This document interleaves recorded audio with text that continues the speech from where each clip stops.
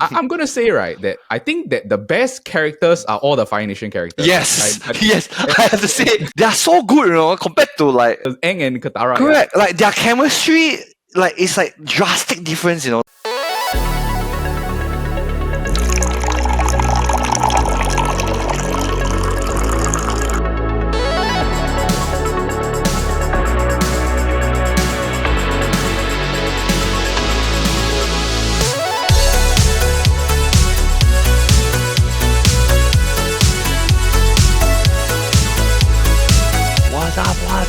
What's up? And welcome to our coffee shop. I'm your host, Midek Long, and welcome to another episode of the KopiBros show presented by the Chit Podcast Network. And for those of you that are tuning in via YouTube or any sort of podcasting platform, hi again. Thank you so much for giving us a try, for giving us a listen. We're just a Singaporean duo that just watched the Avatar. Fire. Once again, I'm joined by a hardcore fan of Avatar, The Last Airbender. I'm joined by Mr. Brandon. Brandon, how are you doing? I'm doing okay.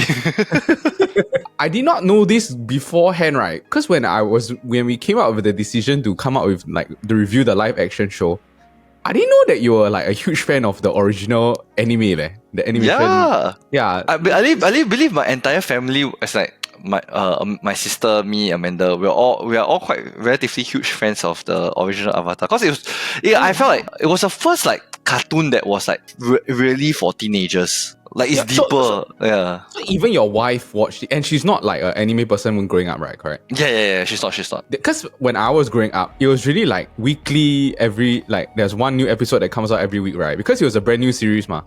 Yeah. Correct. Will you go and rush to go and sit in front of the TV then watch it? Every week. Then I remember they finish the different seasons, and they go by like season 1. It's like I think if I remember correctly, it's like they follow the elements lah. So it's like water, You rewatched it, right? A few times the seasons and stuff. I rewatched the cartoon series relatively a few times growing up. Yeah, once I watched it once when I was a teenager, once when I was a younger adult. I rewatched a lot of the nicer parts. It was a game-changing show, I feel. It doesn't really follow the traditional Japanese animes type of formatting and stuff like that, right? Correct. It really followed like a Nickelodeon format, you know? Yes, a Nickelodeon format, but somehow or another, it's like a very well thought out, correct, and it's very deep. Like they address a lot of like deep issues in a quite a funny, comical, but a very easily to understand way. Do you watch Korra also?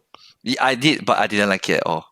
Oh, really? You didn't like it? Oh, okay. No, as in, I was okay with it to the point that but then when I heard that the ending, that was a bit much for me for a cartoon, so I was like, oh, okay. But comparing the difference is just like the character building very different. Because like when Korra came out, I was really a lot older, so I couldn't really relate to like a spoiled brat, being the Avatar. Then you just like, huh? The timing really played a part. Like the fact that we grew up at a time where it was like this is the biggest show, so it's like every week you just go and watch it and stuff like that. Correct. I'm sure that if Korra came out when we were younger, we might have. Maybe. But it came out when we were like a much older and stuff like that. Just curious, right? Do you watch the movie? Oh, I did watch at home. I watched a bit of it, and that's all. Turned it off.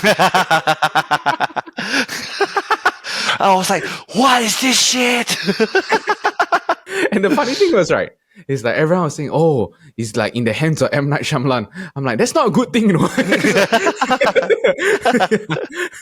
This guy likes to put plot twists in like every single show. Even that movie, the actor, they changed the design of the Aang. The Aang, of the arrows. Yeah. And then he got a really all-American cast. So Yeah. Just before we go and dive into this review, right, it'll be very similar to the One Piece format. And I think that when we review this, a lot of comparisons to One Piece because the formatting, all this is really the same. Like they follow the 8-episode format, and then we'll touch on the different things later. But I'm just curious for you, right? What was your thoughts when they announced that they were going to do a live action version? My first thought was like, not again.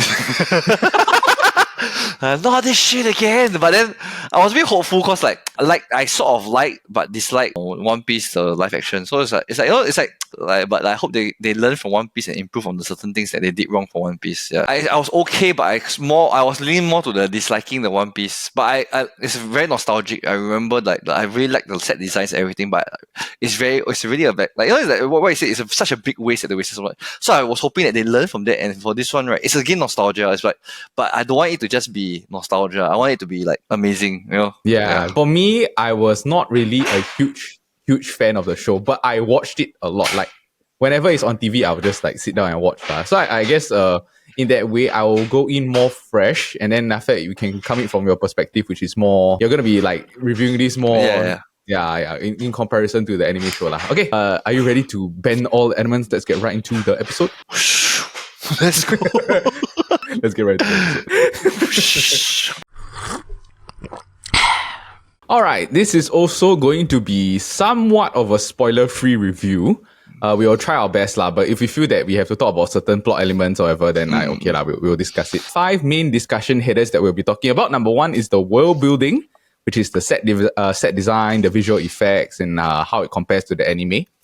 Next up will be the actors and their performances. So we'll talk about the performance. Did they capture the essence of the characters? Is there any standout characters, good or bad? Then next up will be the plot. Whether we feel that the pacing is an issue, or if like maybe it's too fast or too slow, or we are okay with it. And then whether the plot is good. And maybe, I think from Brandon's perspective, we'll talk about how it compares to the show, the pacing and stuff like that. The format, which is also 8-episode format, same to One Piece, also we'll discuss that. And then after that, we'll give our overall grade. Let's dive into the world building. Now, Brandon, previously when we did the One Piece review, we said that this was the best thing about the show. Do you remember? Yes. I just want to ask you, I think first off, right, how do you feel about the world building? I have to say, Netflix really does one thing well, and it's the world building.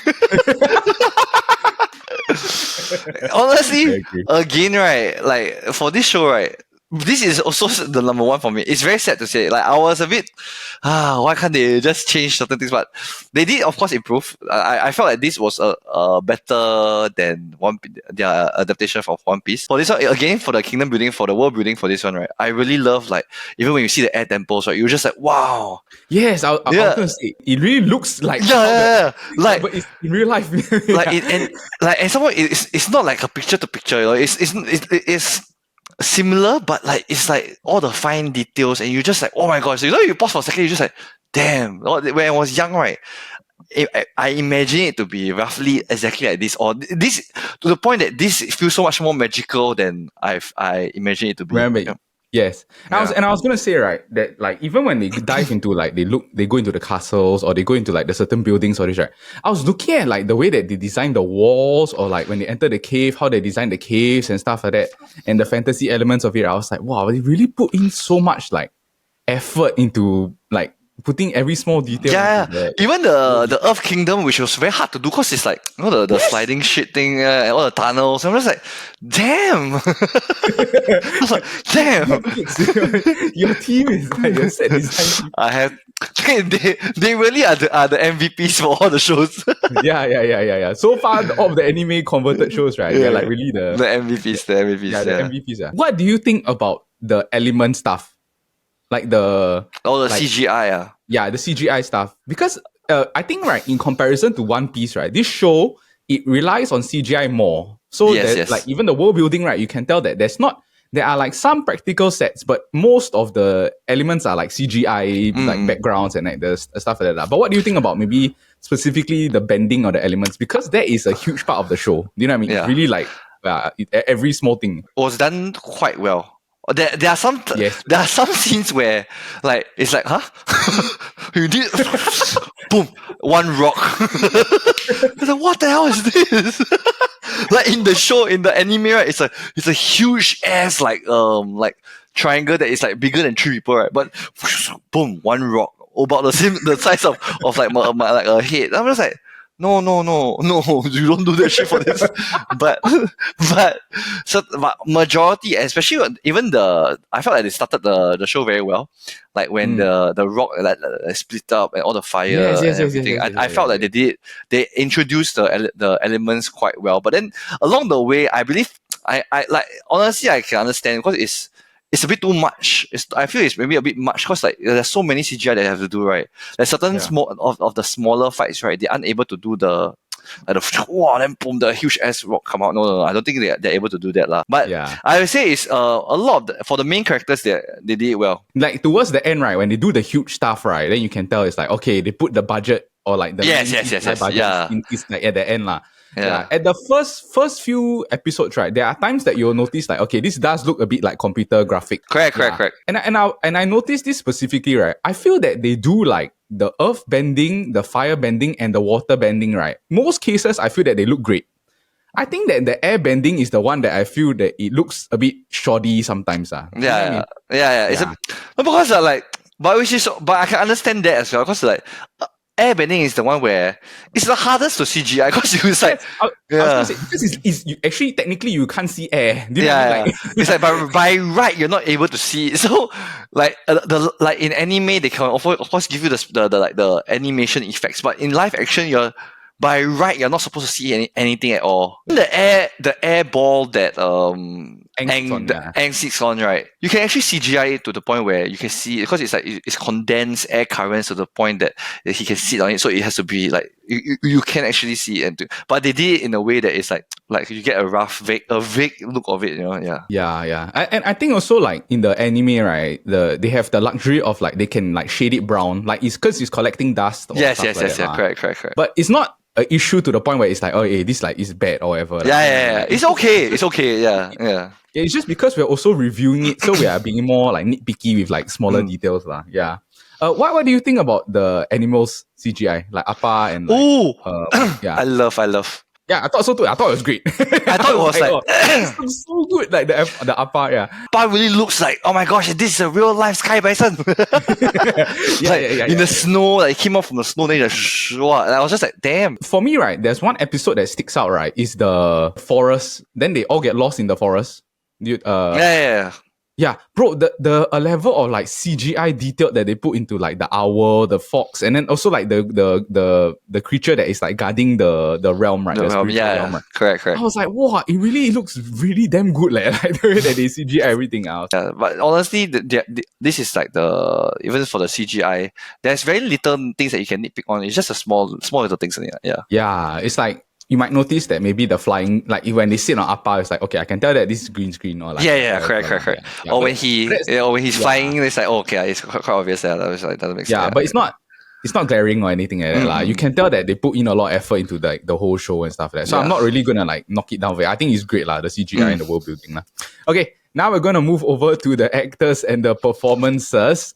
I think what we'll do is that we will go sort of by section. So I think what we'll do first off is that we have to talk about the main characters. Aang, played by Gordon Cormier. What were your thoughts? I thought he suited the role. First look, at first I thought it was like, oh, okay, okay. But then when he shaved bald and he did the arrow thing, I was like, oh damn, this is really legit shit. Yeah, it looks like Aang. Yeah, it looks like Aang, he really does look like legit. But because they had to find a person that looks a lot like Aang for his age, I thought he did okay. But I felt that a lot of parts like it felt very forced. It felt a bit fake. Yeah, okay. I wrote this down as well, right? I feel that a lot of times his delivery is not great. Like when he's delivering, especially emotional lines. Like, correct. When he does like the goofing around or like the fun stuff, I think it's okay. It's not. Yeah. It's like comical to the point like the because he's really very goofy in the anime lah. Do you know what I mean? Like very childlike. Correct. Like, yeah. But I think they couldn't really do it to that extreme level. There are times where it's like the emotional part, right? It's like he's not great at it lah. Especially the starting point, you needed him to be very emotional. Like it was one of when you watch the anime, right? It is one of the points where you really feel the pain and the suffering of like him being left all alone, right? And then he's so excited to go back, show like Katara and Sokka like his air temple. Then after he's so excited to tell them like, oh, this is the place. Then this is part also that they miss out in the show, right? They didn't say that he didn't say that he was excited to show them like the air temple. They introduced him to all his friends, everything. This is supposed to be the most emotional scene where he found out like he lost everything. Yeah, he lost everything. But then like this good 2 minutes or 3 minutes, right? There was like no emotion on his face. I was just like, okay. Like you can try. He's trying to force. Then at one point he looks angry, like. Then I was just like, No. No. The anger comes in later. The anger is later on. Action wise, he was okay. I feel like it was not so bad. I'm not sure whether he has martial arts background or whatever lah. I'm not too sure, but I think that he did the action stuff like quite well. Like the stunts. I think that's the stunts, and when he's goofing around, right? I think that's his element. That honestly, I can't. Then you see that you're like, oh, I can understand why you put him as Aang. No, even the things where it's not just emotional. I feel like the parts where he converse with like the other cast, right? The chemistry is not really there. Yeah. Like it's a bit like. Yeah. Off, like then it's just like I don't understand how y'all are friends. It seems like the like I have to force people to be together, right? This is how I imagine it to be like, but you're not supposed to be forced. You're it's like maybe at the start you are slowly forced, but after that you all become like very very close friends. He captures sort of the fun spirit of Aang, but yeah, he struggles with the emotional stuff. I don't think he's like nailed on like Luffy for One Piece, where it's like, oh yeah, that guy fits the thing perfect. Correct. Next up, right, we have to talk about Katara and Sokka. Katara is played by this actress called Kia Wentio, and Sokka was played by Ian Owsley.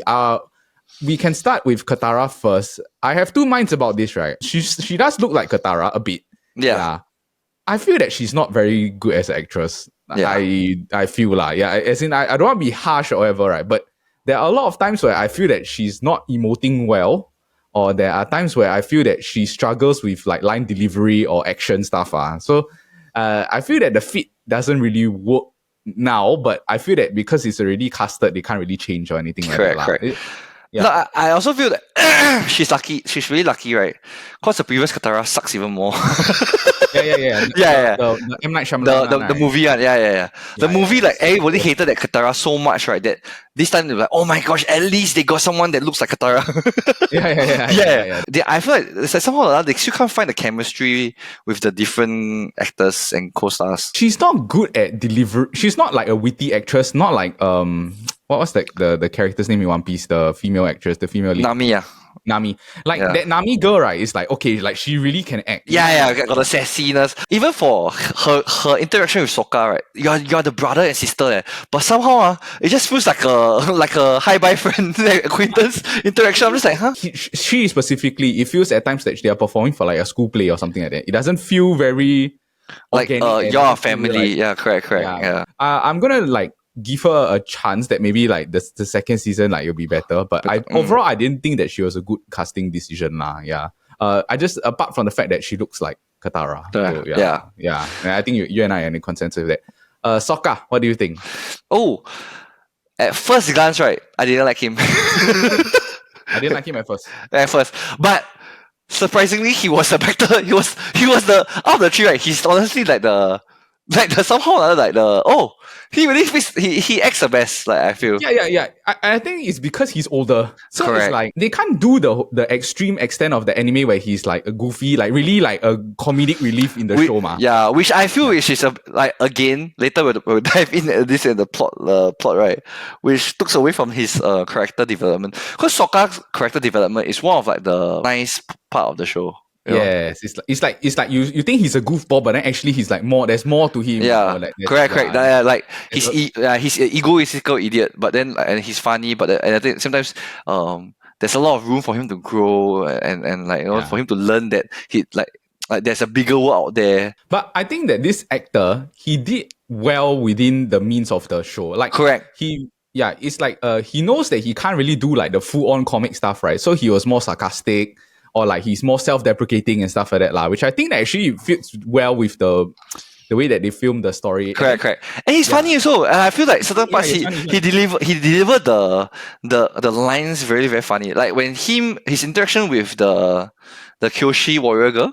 Yeah. I honestly thought that, like, seriously, think about it. The bell. I was like, nice. I like it. This honestly, I was like, so far I never really laughed at anything, but good one. I feel that he captures the character the best out of the three. Like it's like he shows the goofy side, he shows the funny side. There's times he has to show anger, but then there's also times that he can cry and stuff like that. Yeah, overall I thought he was good lah, the best Good. out of the three. Yeah.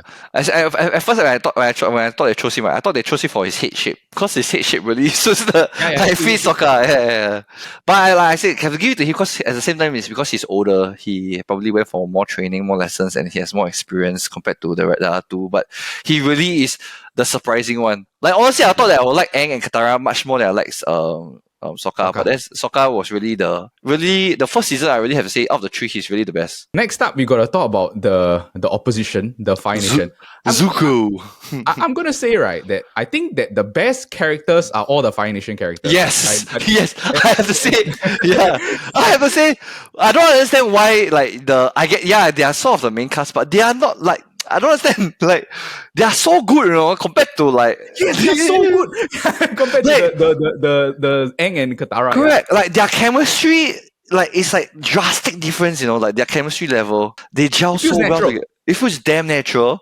I can really believe this, you're the uncle, and you all are both like really like thinking close. You're really close, and you all really feel like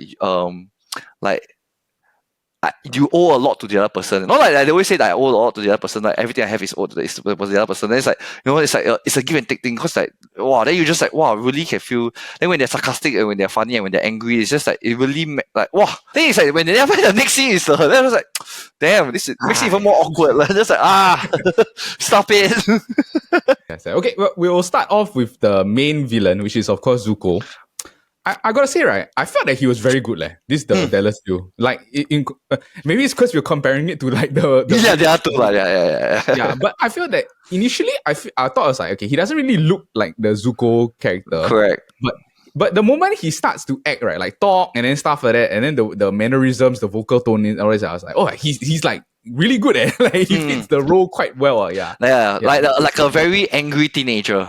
Like he really portrays it as like a rebellious teenager looking for his father's acceptance and redemption. Yeah, correct. Redemption of what the things that he done in the past. But at the same time, he's still he's still trying. And you can really see like he's still trying to find himself, and the uncle is really trying to work within him.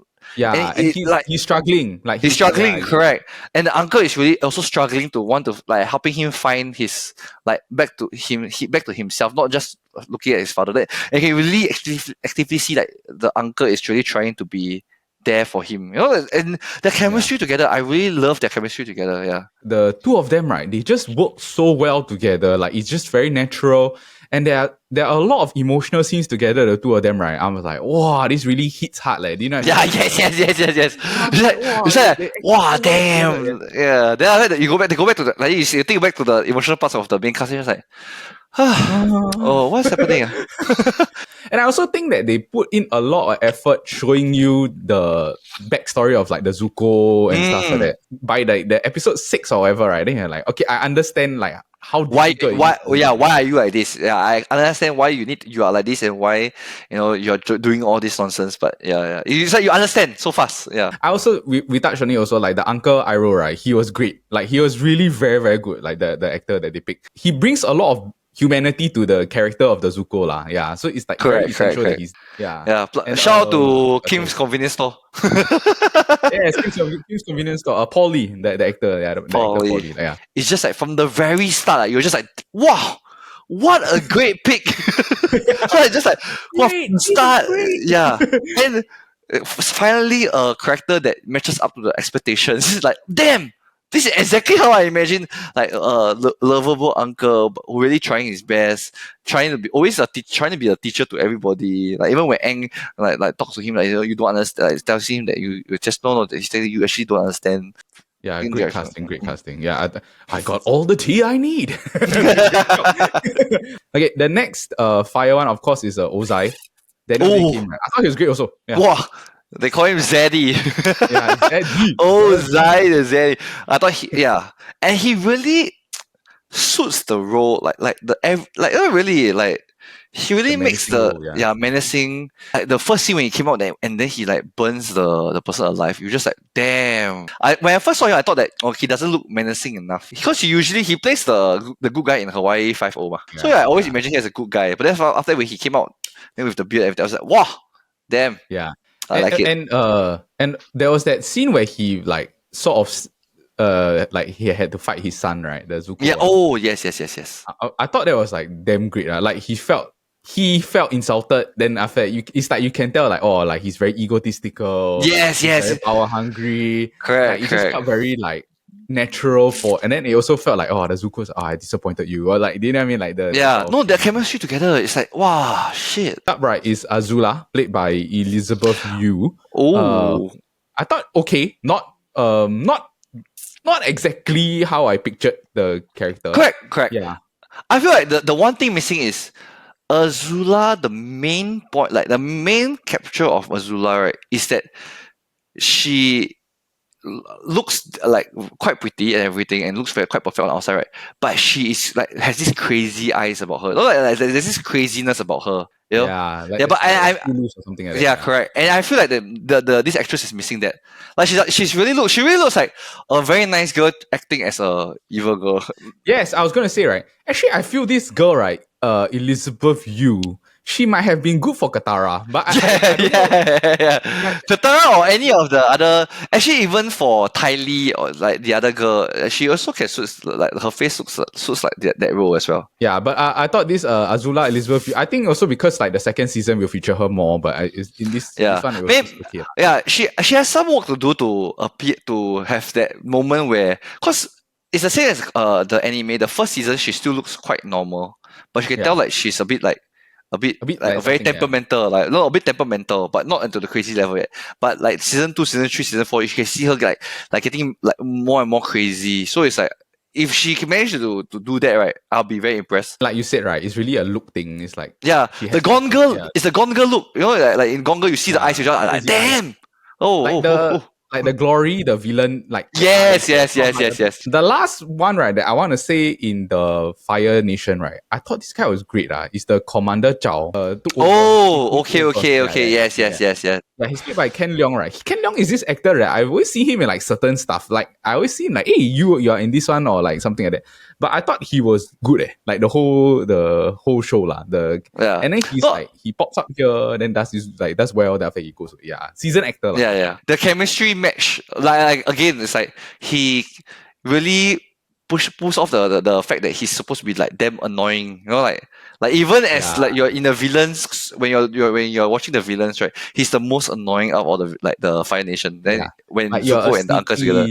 Sneaky. What a sneaky dude, right? Yeah. Okay. Now let's go touch into the auxiliary characters. First off, right, the main auxiliary character that I thought was great was the Suki from the Kyoshi Warriors. I thought she was awesome. Yeah. I was like, this actress is amazing. Yeah. Damn. Mara Zhang. Yeah, she was great. She was like a really Polish great, Chinese actress. Yes. Yeah. And the relationship that she had with Sokka was like, it's like funny.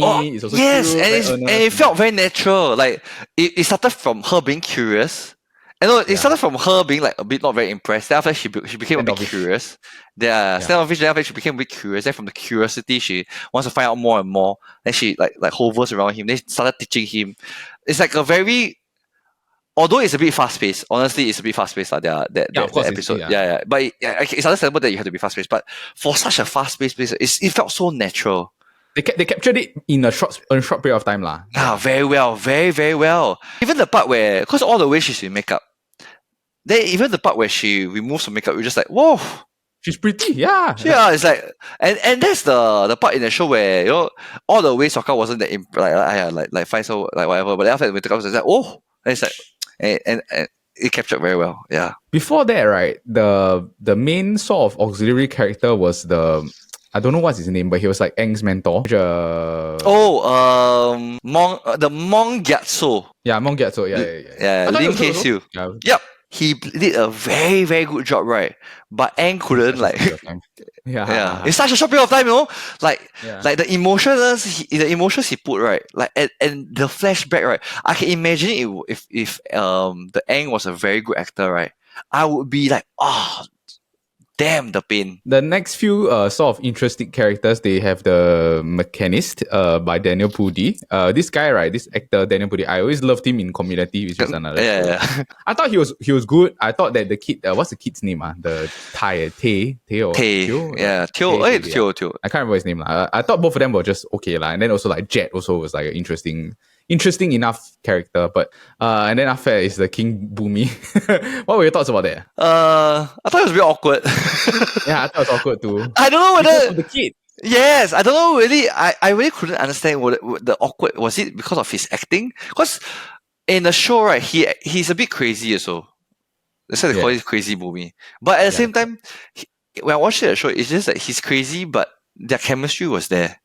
And like it was funny to a certain extent. But this time it felt so awkward watching it. I don't know whether is it because of the Aang, but I felt of course partially it's due to Aang. But let's just say the chemistry is totally off. I don't understand why. If I were to just take the Aang out, I thought he was okay. Like he was quite good lah as the role. Yeah, I just think that like you said, the chemistry doesn't feel natural. Yeah, not really. Overall, right, I'm just gonna say that everyone did decent. Decent. Yeah. Sorry, I really like one who I thought I was so happy that she got a role in this show. June. Oh, okay, yeah. Aden Cho. Yeah. At first, I thought she looked too nice girl to be playing this role. Then after that, when she came out, I was just like, damn. I was like, oh, she fits. Yeah, she fits. Yeah. Especially when she has the weird dog, right? Correct. I imagine the dog to be bigger, but okay lah. It's okay. I understand. I accept. Okay. Next up, we're gonna be talking about the plot and the pacing. I'm gonna say, right, my opinion first, and then after that, I'll see whether you feel the same. Because I watched this show not in order. Like the anime, I didn't really watch it in sequencing or order. So it's like when it comes on, then I sit down and watch and stuff like that lah. I feel that the show they are rushing plot points, but I don't feel that the episodes are rushed. If you get what I mean. The episodes, I don't feel that it's like One Piece level of rushing. But it's like I really feel like the whole point is like they're just getting from point A to point B, like that type of thing, right? I feel that this one they take their time to go through like, okay, we're in this spot or we're in this this story. We're going to dedicate 2 episodes to this like specific area of the land or stuff like that lah. Where I felt that it wasn't so rushed. But I think the main issue, right, for a lot of people is the fact that they pick the wrong things to, or like they pick the wrong areas to focus on or stuff like that lah. I don't know. Do you feel the same or what? I feel the same as you. Like they did certainly this better than One Piece, of course. Like the plot pace is not bad. I feel like it's okay. It's acceptable. I feel like this is the kind of plot pace can be slightly slower or sometimes can be even faster a bit. But it's just that really, it's like what you said. The plot points they could have picked better. Yeah, it's a lot of the things are like you have to go and figure it out yourself, or like there are blanks or there are big chunks of time gaps. You know what I mean? Like, correct. Yeah. And a lot of things like if I didn't watch the show, right, I wouldn't understand a lot of things. Like why must I wait? Why did the Fire Nation wait until the comet come then they attack? Like what is the reason behind it? Or like what? Or like what's the or like all these things like why the Avatar needs to go? Like how do they know that the next Avatar after the Fire Nation is going to be Aang? Like in the air nation, because like it goes in sequence. Yeah, it's like fire. Like it just takes like a few seconds to explain this, but I don't know why they don't. So they talk about a lot of different things, but I don't understand why they don't talk about like the glaring like things that you need to know. His growth, like it just feels like I'm watching a show that correct. And it's very bare minimal. Like everything I'm watching, right, I can expect what's going to happen next. It's not because it's like even if I didn't watch the animation, right, I can understand. I know what's going to happen next. Katara knows that he found out that water can heal her, because so that next time there's confirmed going to soon later there will be a point where oh my gosh, thank God there's Yeah. Oh, thank God I learned this just now. Yeah. I find it very interesting, right? That One Piece, if it was so rushed, it's like because the whole story sequencing is like in a short period of time. You know what I mean? So it's like they are trying to rush through the whole thing. So you feel like they are shoehorning so many things into the show, right? And then this is the like polar opposite, where it's like there's a lot of gaps in between the time between like the traveling. Correct. Where there are other things that they could have removed, right? They're not saying that essential, right? To focus on the like the development of like their emotional like chemistry.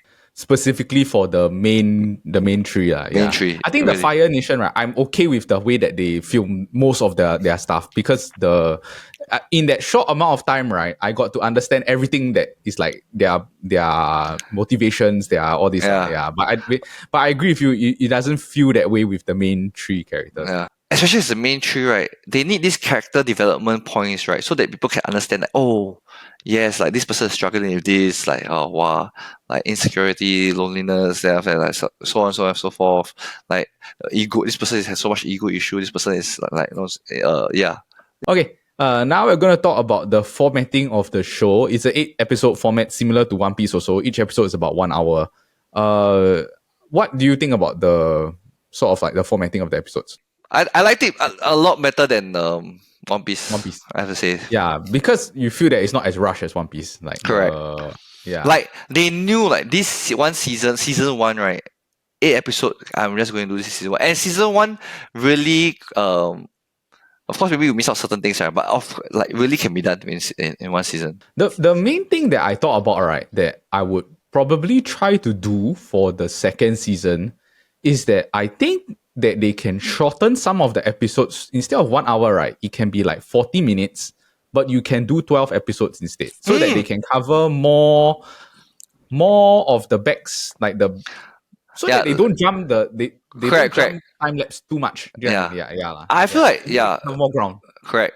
And with this, right, like each episode has like a better focus on, like pinpoint focus onto a certain thing. Now we're just gonna give our overall grading before we close the episode.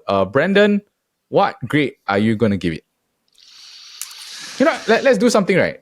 We're gonna do like an alphabet grade, right? We can do plus and minus. Let's count to 3 and then we both see our grade together. 1, 2, 3, B. B plus. Oh, I really feel it's because after the previous Last Avatar, the Aang Last Avatar, and the previous time the Netflix did the series One Piece, right? I really thought that they did quite a decent job with this one, and I felt like it's just I can understand a lot of the reason why they are handicapped is because firstly is the actors and actresses that they got are very young, so a lot of the emotional parts, like I can understand why they don't portray it well. The chemistry, it's understandable. It's not an excuse, but of course it's understandable. So they are it's like the best of what they can do at the moment, and I believe they can improve. And like moving on, there's a lot of things they can improve on a lot of things, but I felt like it was really quite well done. But honestly, if I watch this,